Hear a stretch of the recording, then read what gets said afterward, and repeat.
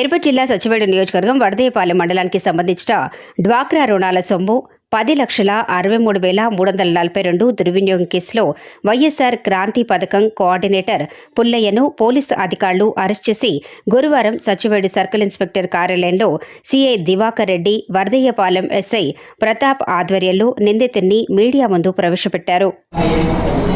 వయసు 43 సంవత్సరాలు, తండ్రి ఎరుకులయ్య, నెల్లవల్లి రెట్టపల్లి బుధనం పోస్టు, చిల్లపూర్ మండలం, తిరుపతి జిల్లా. ఇతను వరదాయపాలెంలో సెల్ఫ్ హెల్ప్ గ్రూప్స్కు సీసీగా పనిచేస్తూ శ్రీనిధి, సిఏఎఫ్, పిఓఎఫ్ వాటి పథకాలకు సంబంధించినటువంటి డబ్బులను ఇతను జాబ్ ఏమంటే ఇతను ఆ పేమెంట్ సరిగా చేయించాలి. పేమెంట్ చేయించే క్రమంలో కరోనా టైము ఇవన్నీ వచ్చినాయి. అప్పుడు కొంతమంది పేమెంట్ కట్టలేని వాళ్ళు కూడా ఇతను కట్టిన వాళ్ళ దగ్గర నుంచి అడ్జస్ట్ చేస్తూ కడతా వచ్చినాడు. అది ఇతను చేసినటువంటి తప్పు. ఆ విధంగా ఇతని రోల్ అది కాదు. ఎవరైతే డబ్బు కట్టినారో వాళ్ళకే కట్టాలి. అట్లా కాకుండా అడ్జస్ట్ చేసి కట్టడం జరిగింది.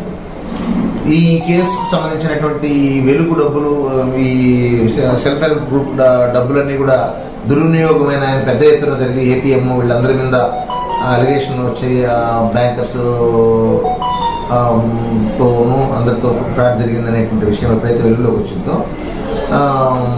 డిఆర్డీఏ అధికారులు దీని మీద కంప్లైంట్ ఇవ్వడం జరిగింది. దాని మీద కేసు రిజిస్ట్రేషన్, క్రైమ్ నెంబర్ వచ్చి 84/2022.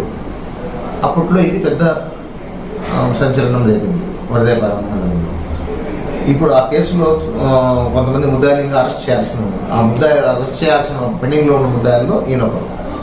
ఈరోజు వరదపాలెంలో ఆయన అదుపులోకి తీసుకున్నాము, అరెస్ట్ చేసినాము, కోర్టుకు రిమాండ్కి పెట్టుకున్నాము. ఇతను ఇంట్రాగేట్ చేయడం జరిగింది. ఇతను చెప్పిన వివరాలన్నీ కూడా కేసు ఇన్వెస్టిగేషన్లో పొందుపరిచినాము. ఇతను చేసింది సుమారు 10,63,342 రూపాయలను సంబంధించినటువంటి అమౌంట్. దాంట్లో 7 లక్షలు తిరిగి ఎవరెవరికి వాళ్ళకి రీపేమెంట్ అకౌంట్స్ సరిచేయడం జరిగింది. స్టిల్ ఇంకా 2 లక్షల రూపాయలు చిల్లర అవకతవకల్లో ఉంది. అందుకోసం ఇతన్ని అరెస్ట్ చేసినాం.